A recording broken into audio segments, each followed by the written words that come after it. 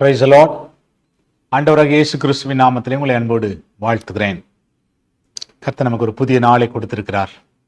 நாள் மிகுந்த ஆசீர்வாதமாய் மனமகிழ்ச்சியாய் அமையட்டும் என்று நான் உங்களை வாழ்த்துகிறேன். நாளில கர்த்தருடைய வார்த்தை ஏசாயா தீர்க்கதரிசன புத்தகம் 41ஆம் அதிகாரம் அதனுடைய 14ஆம் வசனம். யாக்கோபு என்னும் பூச்சியே, இஸ்ரவேலின் சிறு கூட்டமே, பயப்படாதே, நான் உனக்கு துணை நிற்கிறேன் என்று கர்த்தரும் இஸ்ரவேலின் பரிசுத்தருமாகிய உன் மீட்பர் உரைக்கிறார்.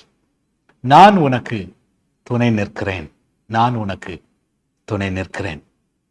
எத்தனை ஒரு அழகான வார்த்தை பார்த்தீங்களா? நான் உனக்கு துணை நிற்கிறேன். இந்த உலகத்தில் பல நேரத்தில் பல மனிதர்களை நம்முடைய கண்களுக்கு முன்பாக நிறுத்தி அவர்கள் நமக்கு துணையாய் இருப்பார்கள் என்று நாம் நினைக்கிறோம். குடும்பத்தில் கணவன் நமக்கு துணையாயிருப்பார், மனைவி நமக்கு துணையாயிருப்பார்கள், ஒருவேளை பெற்றோர் நமக்கு துணையாயிருப்பார்கள், வயதான நாட்களிலே நம்முடைய பிள்ளைகள் நமக்கு துணையாய் நிற்பார்கள் என்றெல்லாம் யோசிக்கிறோம். சில நேரம் நம்முடைய நண்பர்கள் துணையாயிருப்பார்கள் என்று நினைக்கிறோம். சில நேரம் நம்முடைய ஊழியத்திலே நமக்கு இவர்கள் துணையாயிருப்பார்கள் என்று நினைக்கிறோம். ஆனால் ஒரு காலம் வரும்போது, ஒரு நேரம் வரும்போது மனிதர்கள் மாறிவிடுகிறார்கள். நம் துணையாய் இருப்பேன் என்று சொன்னவர்கள், துணையாய் இருப்பார்கள் என்று நினைத்தவர்கள் எல்லாரும் நம்மை விட்டு கடந்து போய் விடுகிறார்கள்.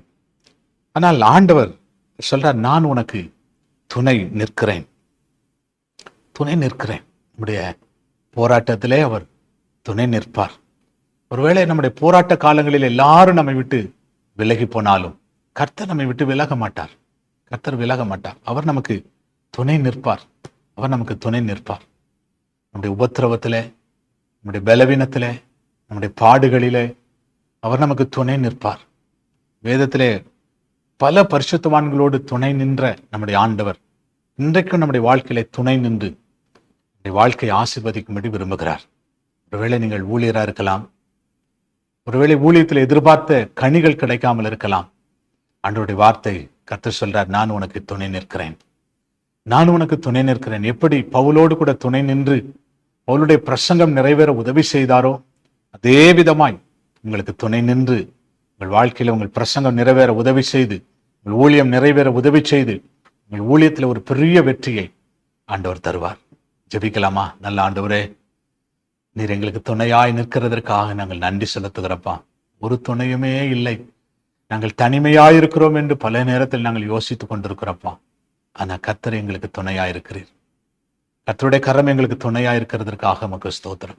நீர் எங்களை நடத்துங்கப்பா, நீர் எங்களை நடத்துங்க. இந்த அன்பின் கரத்தில் ஒப்புக் கொடுக்கிறோம். நீரே பொறுப்பெடுக்கும்படி ஜெபிக்கிறோம். வழி நடத்தும். இயேசுவின் நாமத்தில் வேண்டிக் கொள்ளுகிறோம் நல்ல பிதாவே. Amen, amen. Praise the lord. God bless you. கர்த்தர் உங்களை ஆசீர்வதிப்பார். ஆமென்.